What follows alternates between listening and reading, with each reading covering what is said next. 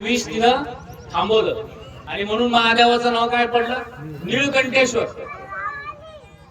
असं जे तुमच्या आणि माझ्या जीवनामध्ये दुःख संकट प्रत्येकाला आहे, ते खाली पण नाही गेलं पाहिजे आणि हृदयात पण नाही गेलं पाहिजे. हृदयात जर गेलं तर मन कलुषित होतं आणि पोटात गेलं तर जीवन संपत. बरोबर आहे.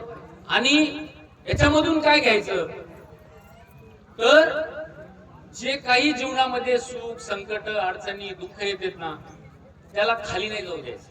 त्याला कुठे ठेवायचं, इथं है ना. आपल्याला ज्यावेळेस भरून येतं, गदगद येतं, त्यावेळेस आपण काय करतो, रडतो. बरोबर आहे ना. तर पहिला हुंदका कुठे येतो, गळ्यामध्ये, घशामध्ये. बरोबर आहे ना. आणि म्हणून महादेवानी विष कुठे ठेवलं, या ठिकाणी. आणि म्हणून त्याला निळकंठेश्वर म्हणतात.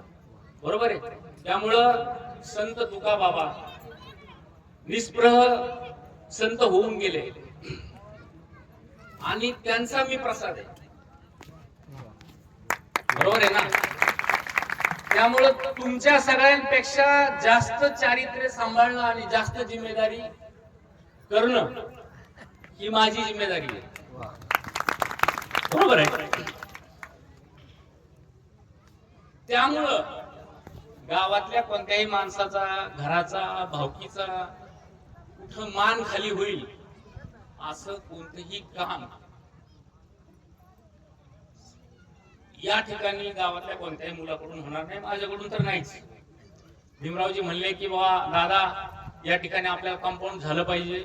उपसरपंच आहेत, सरपंच आहेत, त्यांच्या विश्वासाने मी या ठिकाणी सांगतो की कंपाऊंडचं काम आम्ही लगेच या ठिकाणी सुरू करू. त्याच्यामुळे त्या दोघांसाठी सुद्धा एका टाळ्या द्या. आणि मागच्या वेळेस कळसाच्या कार्यक्रमाला